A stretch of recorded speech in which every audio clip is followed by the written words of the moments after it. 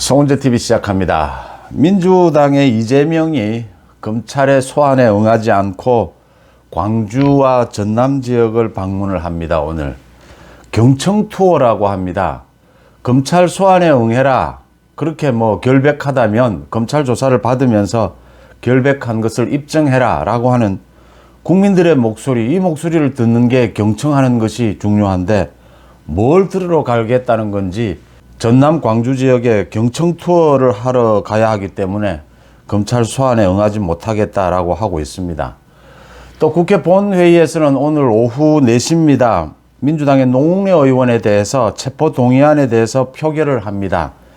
이 비밀 투표니까 국회의원 개개인이 자신의 양심에 따라서 이제 찬반 투표를 하게 되는데 민주당의 분위기는 부결해야 되지 않느냐, 정치 탄압이다, 이런 얘기들입니다.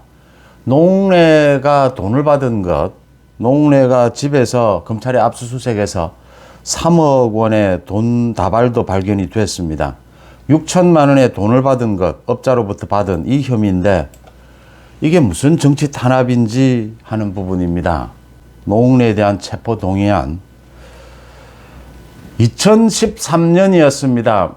그때 금연법, 이제 그러니까 지금은 생활화 됐습니다.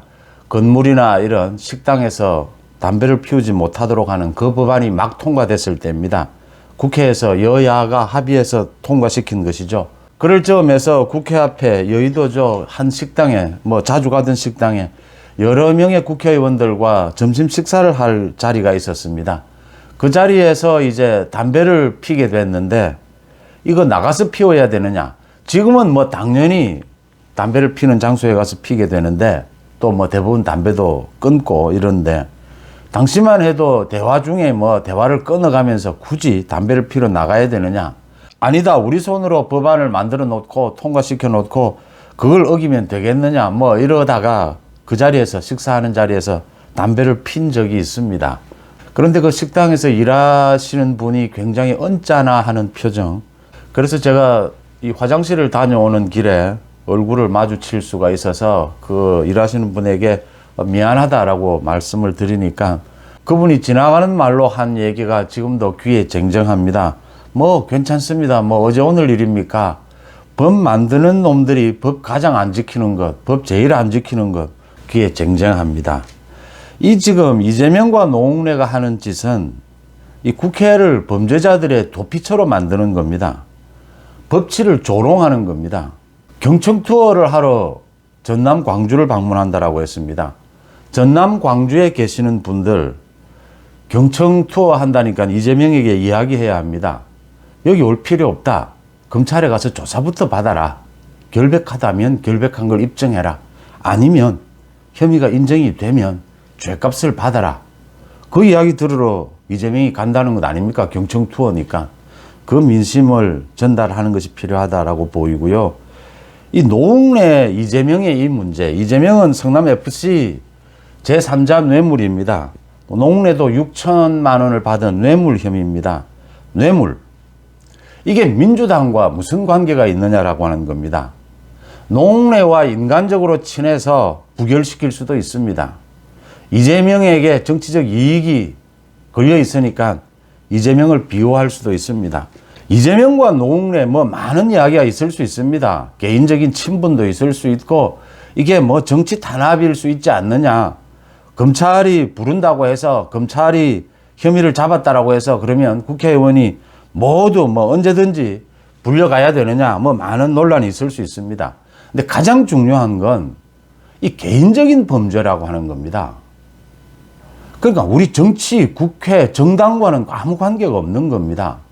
개인적으로 오래전에 돈을 받은 것이고 개인적인 성추행이나 이런 범죄하고 같은 겁니다. 정치하고는 크게 관계가 없는 것이라는 거죠. 이걸 비호할 수는 없는 겁니다. 이걸 무슨 정치 탄압이다라고 할 수는 없는 겁니다. 노웅래 같은 경우에는 검찰이 노웅래에게 무슨 감정이 있겠으며 윤석열 정부가 노웅래에게 무슨 감정이 있어서 정치 탄압을 합니까? 이재명 마찬가지입니다. 그러니까 좀 앞뒤 말이 맞는 민주당의 정당에 관계되는 대선 자금의 문제, 이 선거 때의 문제, 이런 거라면 정치 탄압이다. 뭐 이렇게 할 수도 있습니다. 그런데 성추행과 같은 이 뇌물 받은 것, 개인적으로 이걸 가지고 정치 탄압이다라고 하면 그 많은 국민들이 의아해지는 겁니다. 먼저 이재명과 노웅래가 받고 있는 혐의부터 간략하게 요약을 한 다음에 또 말씀을 이어가겠습니다. 그러니까 이재명의 성남FC 의혹은 자신이 성남시장 시절에 오래전 이야기입니다. 2016년부터 2018년까지입니다.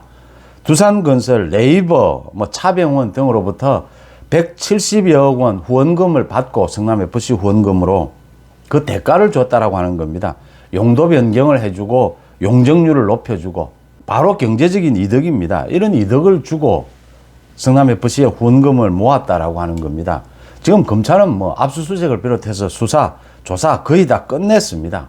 이제 이재명 소환해서 이재명 조사를 하고 나면 바로 기소를 할 예정입니다. 이재명의 측근인 정진상이나 두산건설 전 대표는 이미 기소가 되어 있습니다. 그 기소장에도 이재명이 공모관계로 드러나 있습니다. 공직자가 뇌물을 받은 것입니다. 가장 심각한 범죄죠. 이 내용입니다. 지금 노웅래 마찬가지입니다. 노웅래에게 적용된 혐의는 2020년입니다. 사업을 하는 박모 씨로부터 돈을 받았다. 인사청탁, 한국동서발전의 임원 승진 인사, 이런 부분들, 또 자신의 사업 관련된 그런 부분들에 대한 청탁을 받고 6천만 원을 받았다. 그 청탁을 얼마만큼 이행해 줬느냐, 이런 부분은 지금 조사 중입니다. 이 사업하는 박모 씨, 이정건 전 민주당 사무부총장에게도 불법 정치 자금을 줬다. 10억여 원의 뇌물을 줬다. 그렇게 수사를 받고 있는 사람입니다. 이재명과 노웅래가 하는 행동은 우리나라 사법 시스템을 흔드는 겁니다. 자신들이 국회의원인데, 법을 만드는 국회의원인데 자신들이 만드는 그 법을 깔아뭉개고 흔드는 겁니다.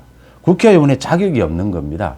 국회의원의 특권은 부당한 권력으로부터 국회를 지키기 위해서입니다.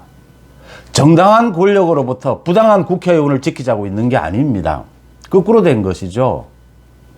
법을 짓뭉개고 법치를 조롱하는 사람은 국회에 있어서는 안 됩니다.